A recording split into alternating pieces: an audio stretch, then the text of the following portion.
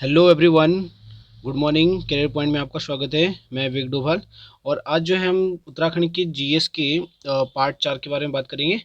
Part 4 जो है इसके लिए पार्ट 4 में जो हमने जो है स्पेशल उत्तराखंड का साल लिया हुआ है। उत्तराखंड के कुल 40 प्रश्न रहेंगे और 40 प्रश्नों के बारे में हम डिस्कस करेंगे कि 40 क्वेश्चन में से कैसे ऐसे वो कौन से प्रश्न हैं जो कि उत्तराखंड के एग्जाम में अभी हाल ही में पूछे जाएंगे। और अभी जो आपका अभी ग्राम विकास अधिकारी के लिए जो यूके जो वीडियो का जो आया था, उसके लिए जो अभी एग्जाम की जो बात की जा रही है वो आपका 5 दिसंबर को की जा रही है। तो इसका जल्दी से नोटिफिकेशन आपके पास आ जाएगा। तो उसके लिए जो है ग्राम विकास अधिकारी और लोअर पीसीएस का जो 12 तारीख को जो एग्जाम होने वाला है, यहीं पे आपका एफआरओ की डेट भी आ चुकी है। तो एफआरओ के लिए जो भी ये उत्तराखंड के जो 40 क्वेश्चन रहेंगे, हम केवल उनके अनुसार चलेंगे। तो प्रैक्टिस नंबर ये 4 रहेगा। और जितने भी हमारे साथ जुड़े हैं हमारे चैनल को जरूर सब्सक्राइब कर दें और बेल आइकन को जरूर प्रेस कर दें, क्योंकि नई अपडेट जो वीडियो आती रहती है तो वो सबसे पहले आप तक पहुंचे। क्लियर? तो क्वेश्चन फर्स्ट क्यों निकलेंगे जल्दी से। कौन सा क्षेत्र जो है कुमाऊं का बारदोली कहा जाता है? ये क्वेश्चन काफी ज्यादा इंपॉर्टेंट रहता है। ये कई बार पेपर में पूछा जाता है। तो कुमाऊं का जो बारदोली कहा जाता है वो सल्ट क्षेत्र को कहा जाता है। और यहाँ से क्वेश्चन और भी पूछा जाता है कि यदि कुमाऊं का शर्ट बारदोली को कहा जाता है तो गढ़वाल का शर्ट किसे कहा जाता है? गढ़वाल का शर्ट जो है गुजड़ू को कहा जाता है। ठीक है, ये इंपॉर्टेंट क्वेश्चन है। क्वेश्चन नंबर 2, अल्मोड़ा कालीन अशोककालीन शिलालेख राज्य के किस स्थान पर हो जाएगा? कालसी में है। और ये कालसी आपका कहाँ पड़ेगा? ये कालसी विकास नगर। और यदि डिस्ट्रिक्ट में पूछा जाए तो डिस्ट्रिक्ट हो जाएगा आपका, डिस्ट्रिक्ट देहरादून में पड़ेगा। ठीक है, तो ये कालसी कहाँ हो जाएगा? कालसी हो जाएगा देहरादून में। अगर देहरादून डिस्ट्रिक्ट के रूप में पूछता है तो देहरादून में। और अशोककालीन जो क्या होगा? ये शिलालेख है। और शिलालेख का अध्ययन क्या कहलाता है?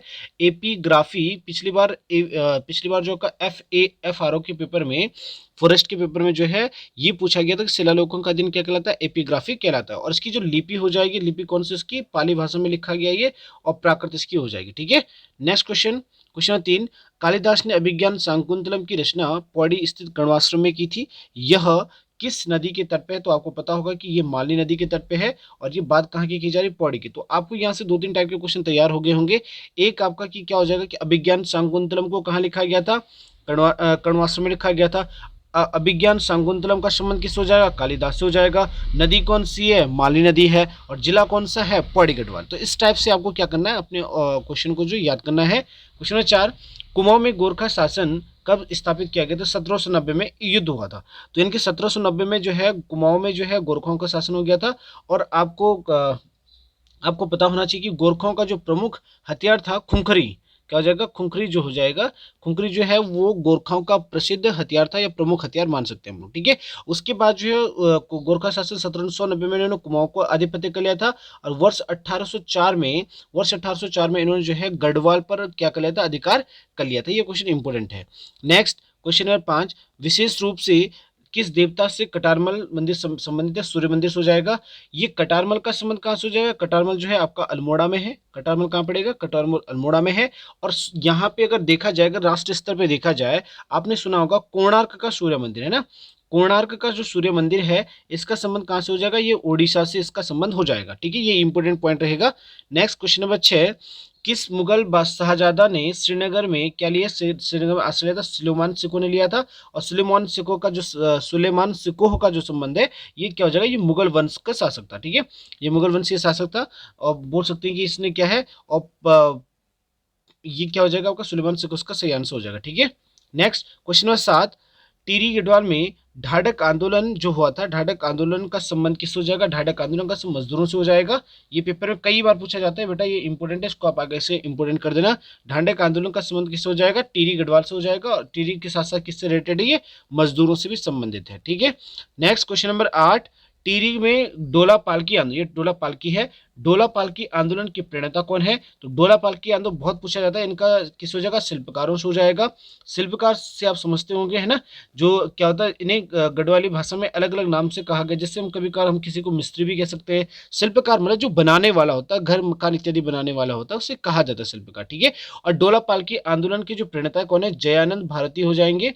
जयानंद जो है, जयानंद भारती को जो है गढ़वाल में क्या है? डोला पालकी आंदोलन का प्रणेता कहते हैं। ठीक है, नेक्स्ट कुमाऊं का प्रथम कमिश्नर कौन था? इंपोर्टेंट है, कुमाऊं का प्रथम कमिश्नर ई गार्डनर था। वर्ष 1815 में पहला गार्डनर जो चुना गया, पहला जो कुमाऊं कमिश्नर था वो कौन था? ई गार्डनर था। ठीक है। नेक्स्ट, चांदपुर गढ़ कहाँ पर स्थित है? ये इंपॉर्टेंट है बेटा, ये भी पेपर में आता है। चांदपुर गढ़ कहाँ हो जाएगा? चांदपुर गढ़ आपका चमोली में हो जाएगा। च से चांदपुर और च से क्या हो जाएगा? च से चांदपुर हो जाएगा, च से आपका चमोली हो जाएगा। ये चमोली डिस्ट्रिक्ट में स्थित है। क्लियर। क्वेश्चन नंबर 11, उत्तराखंड की प्रसिद्ध ऐतिहासिक स्थल गौविशाण। गौविशाण बेटा पेपर में है। गौविशाण की पहचान कहाँ की गई थी? देखो, काशीपुर का पुराना नाम ही क्या हो जाएगा? गौविशाण हो जाएगा। और इसका संबंध कहाँ हो जाएगा? यूएसएन से हो जाएगा, उधम सिंह नगर में ये आपका पड़ता है। ठीक है। ऐसे गौविशाण कहाँ पड़ेगा? ये क्या कहाँ पड़ेगा आपका? उधम सिंह नगर में पड़ता है। नेक्स्ट, प्रसिद्ध गुफा शैल चित्र लाखू उड्यार, ये क्या है? लाखू उड्यार जो है कहाँ स्थित है? ये क्या हो जाएगा? लाखू उड्यार आपका अल्मोड़ा में है। और आपको पता होना चाहिए कि ये जो क्या हो जाएगा? ये जो गुफा है सुयाल नदी के तट पे है। ये दलबैंड क्या हो जाएगा? अल्मोड़ा में दलबैंड के पास क्या हो जाएगा? यह है। ठीक है। ये गुफा, ये पेपर में बेटा कई बार पूछी जाती है। यहाँ पे रंगीन चित्र मिलते हैं। यहाँ पे क्या है? यहाँ पे रंगीन चित्रों का वर्णन मिलता है। ठीक है। और शिकार करते हुए भी देखा गया यहाँ पे चित्र। ठीक है। अल्मोड़ा में कांग्रेस की स्थापना कब हुई थी? बेटा पेपर में पूछा जाता है ये इंपोर्टेंट है। तो अल्मोड़ा में कांग्रेस की स्थापना कब हुई थी? अल्मोड़ा में कांग्रेस की स्थापना 1912 में हुई है। उसके बाद यदि हम पूछें कि अल्मोड़ा तथा गढ़वाल कांग्रेस का जो विलय कांग्रेस में कब हुआ था? 1926 में हुआ। और वैसे कांग्रेस की स्थापना कब हुई थी? कांग्रेस की स्थापना वर्ष 1885 में हुई थी। ठीक है। इंपोर्टेंट है। क्वेश्चन नंबर 14, उत्तराखंड राज्य की स्थापना कब हुई? 9 नवंबर सन 2000 को उत्तराखंड की क्या हुआ? उत्तराखंड राज्य की स्थापना हुई। और 1 जनवरी 2007 को जो है इसका नया नाम उत्तराखंड रखा गया है। यहाँ पे उत्तरांचल था, उसके बाद 1 जनवरी 2007 से ये क्या बना है आपका? उत्तराखंड हो गया था, उत्तराखंड शब्द हो गया था। और आपको बता दूं कि गठन के आधार पर देखा जाए, गठन के आधार पर जो है उत्तराखंड का देश में 27वां क्रम हो जाएगा। ठीक है। ये भी इंपोर्टेंट। नेक्स्ट, क्वेश्चन नंबर 15, सरला बहन का नाम क्या था? सरला बहन का नाम क्या था? कैथरीन हेलमन था। ठीक है। और नेक्स्ट, बेगार आंदोलन कब हुआ? यानी कि यहाँ का बेगार आंदोलन का मतलब हो जाएगा कुली बेगार से, है ना। ये बेगार आंदोलन का संबंध यहाँ पे किस हो जाएगा? कुली बेगार से है। कुली बेगार आंदोलन जो 13-14 जनवरी को बागेश्वर से क्या हुआ? इसका क्या हुआ? आरंभ हुआ। और हम ये कह सकते हैं कि वर्ष 1921 में या 13-14 जनवरी 1921 को बद्रीदत्त पांडे के प्रयासों के द्वारा, है ना, बद्रीदत्त पांडे के प्रयासों के द्वारा इसका जो है अंत करवा दिया गया था। बेगा कुली बेगा समाप्त हो गई थी। ठीक है। नेक्स्ट, उत्तराखंड का बारदोली किस स्थान को कहा जाता है? क्वेश्चन देखो, उत्तराखंड का बारदोली भी पूछा जाता है ना, कुमाऊं का बारदोली साइड क्षेत्र को कहा जाता है। इंपोर्टेंट है। नेक्स्ट, क्वेश्चन नंबर 18, अल्मोड़ा में होम रूल लीग की स्थापना कब हुई है? 1914 में होम रूल लीग की स्थापना क्या हुई उत्तराखंड में? वैसे नॉर्मल से उत्तराखंड में ही पूछा जा सकता है। उत्तराखंड में होम रूल लीग की स्थापना कब? 1914। होम रूल लीग की स्थापना अल्मोड़ा में अलग है, उत्तराखंड का अलग है। दोनों में पूछा जाएगा तो वर्ष 1914 ही करना, लेकिन क्वेश्चन का तरीका अलग अलग हो सकता है। वैसे अगर होम रूल लीग की स्थापना पूछी जाए तो वर्ष 1916 में होम रूल लीग की स्थापना एन बेसेंट था, बाल गंगाधर तिलक के द्वारा 1916-17 में करी गई थी। ठीक है। नेक्स्ट, कुमाऊं परिषद की स्थापना कब हुई है? कुमाऊं परिषद की स्थापना 1916 में हुई। इंपोर्टेंट है बेटा। कुमाऊं में कांग्रेस की स्थापना कब हुई थी? 1912। 1912 में क्या है? कांग्रेस की स्थापना हुई है, जो कि कुमाऊं परिषद की स्थापना 1916 में हुई है। नेक्स्ट, रवाई कांड कहाँ हुआ? बेटा ये इंपोर्टेंट का पेपर में पूछा जाता है। ये रवाई कांड को जलियांवाला बाग हत्याकांड भी कहा जाता है। इसको क्या कहेंगे? जलियांवाला बाग हत्याकांड के नाम से जाना जाता है। तिलाड़ी कांड, इसे हम तिलाड़ी कांड भी कहते हैं, इसी को रवाई कांड भी कहते हैं। और इसी कांड को जो है हम लोग एक नए नाम से जो है खाई कांड के नाम से भी जाना जाता है। इसमें जो है चक्रधर जुयाल, है ना, क्या हो जाएगा? चक्रधर जुयाल के द्वारा जो है वो गोली चलाने का आदेश दिया गया था। ठीक है। और इस आंदोलन का संबंध किस हो जाएगा? इस आंदोलन का संबंध वनों से संबंधित है। ठीक है। वन भूमि से संबंधित। नेक्स्ट, क्वेश्चन 21 क्या बोल रहा है? क्वेश्चन 21 है, कुमाऊं का प्रथम स्वतंत्रता संग्राम सेनानी कौन माना जाता है? कालू मेहरा माना जाता है। और प्रथम स्वतंत्रता संग्राम जो नियमित माना जाता है भारत का, वो 1857 को प्रथम स्वतंत्रता संग्राम हुआ है। क्वेश्चन नंबर 12, कांग्रेस के कलकत्ता अधिवेशन 1886 में राज्य में कौन के राज्य से कौन उपस्थित? ज्वालादत्त जोशी था। ये इंपोर्टेंट है बेटा। ठीक है। इनका समझ स्वतंत्रता सेनानी से हो जाएगा इनका भी। क्वेश्चन नंबर 22 को टिक कर देना, इंपोर्टेंट है ये। क्वेश्चन नंबर 23, शक्ति समाचार पत्र का प्रकाशन कब हुआ था? वर्ष 15 सितंबर 1918 को हुआ है। और इसके जो संपादक कौन रहे? बद्रीदत्त पांडे जो है, बद्रीदत्त पांडे इसके संपादकत्व रहे हैं। ठीक है। ये वाला इंपोर्टेंट पेपर में आता ही है। Next, question number 24, Gandhi ji ने कुमाऊं की यात्रा सर्वप्रथम कब की थी? वर्ष 1929 में करी है। और आपको पता होना चाहिए कि इसी दौरान गांधी जी के द्वारा अनासक्ति योग की टीका, है ना, अनासक्ति योग की टीका जो है इनकी यहाँ पे 6 दिन के प्रवास के दौरान जो है लिखी गई है। अनासक्ति योग्य टीका किससे संबंधित है? गांधी जी से संबंधित है। पेपर में भी पूछा जाता है। नेक्स्ट, उत्तराखंड में डोला पालकी आंदोलन का वो डोला पालकी आंदोलन के प्रवर्तक ऊपर भी पूछा जा चुका है। जयनंद भारती के द्वारा डोला पालकी आंदोलन किया गया था। इसका संबंध कहीं ना कहीं किससे हो जाएगा? शिल्पकारों से। क्या हो जाएगा? शिल्पकारों से इसका संबंध है। नेक्स्ट, विष्णु देवी एक कौन थी? विष्णु देवी स्वतंत्रता सेनानी थी। इस क्वेश्चन को इंपोर्टेंट कर देना, ये पेपर में आता है। विष्णु देवी का संबंध किससे हो जाएगा? एक स्वतंत्रता सेनानी है, और इसे जो जिंदा तथा मुर्दा पकड़ने का आदेश भी दिया गया था विष्णु देवी शाह। ठीक है, इंपोर्टेंट है। नेक्स्ट, किसने महात्मा गांधी की दांडी यात्रा में भाग लिया था? तो भैरवदत्ती जोशी हो जाएगा। ज्योतिराम कांडपाल, आपको पता होना चाहिए कि ज्योतिराम कांडपाल और तथा क्या हो जाएगा? ज्योतिराम कांडपाल के साथ जो है आपका भैरवदत्त जोशी, और तीसरे व्यक्ति उनका नाम ध्यान नहीं आ रहा है। तो 3 व्यक्तियों ने दांडी यात्रा में भाग लिया था, और ये गांधी की दांडी यात्रा वर्ष 1930 में हुई है। इस यात्रा को नमक यात्रा के नाम से भी जाना जाता है। क्वेश्चन 28, गढ़ केसरी किसे कहा जाता है? गढ़ केसरी अनुसुईया प्रसाद बोगड़ा है, ये प्रसिद्ध स्वतंत्रता सेनानी रहे हैं, ये भी पेपर में पूछा। कुमाऊं केसरी बद्रीदत्त पांडे हैं। कुमाऊं केसरी कौन है? अगर कुमाऊं केसरी की बात करता है तो कुमाऊं केसरी कौन हो जाएंगे? बद्रीदत्त पांडे हो जाएंगे। बद्रीदत्त पांडे को केसरी नाम से भी हम संबोधित कर सकते हैं। क्वेश्चन नंबर 29, भारत की स्वतंत्र होने के समय गढ़वाल का शासक कौन था? तो वन की मानवेंद्र शाह था। आपको बता दूं कि 1 अगस्त 1949 को जो है भारत जो टिहरी रियासत थी, टिहरी रियासत का पूर्णतः जो आजाद माना जाता है वो टिहरी रियासत 1 अगस्त 1949 को मानी जाती है, क्योंकि वर्ष 1949 में इन्होंने क्या करा? भारत में अपना जो है विलय करवा दिया था। ठीक है, उस समय मानवेंद्र शाह थे। नेक्स्ट, क्वेश्चन नंबर 39, भारतीय राष्ट्रीय आंदोलन के दौरान गांधी जी किस स्थान पर जो रुके थे? ये क्या रुके थे? आपका कौशानी में रुके थे। ठीक है, ये इंपोर्टेंट है। सॉरी, यहाँ पे क्वेश्चन नंबर शायद मुझे लगता है गलत हो गया था। ये क्वेश्चन 29 की जगह ये क्वेश्चन नंबर 30 था। ठीक है, ये क्वेश्चन नंबर 30 है। ठीक है, नेक्स्ट क्वेश्चन नंबर 31 पे देख लीजिए आप लोग। टिहरी राज्य किस तिथि को उत्तर प्रदेश में सम्मिलित हुआ था? देखो, ये क्वेश्चन आएगा 1 अगस्त 1949 को हुआ था। हम ये कह सकते हैं ये भारत में विलय हुआ था, ये भी सही रहेगा। और यदि हम ये कहते हैं कि ये संयुक्त प्रांत यानी कि उत्तर प्रदेश में शामिल है, तब भी आपका यही तिथि आएगी। ये इंपोर्टेंट है, पेपर में आता है।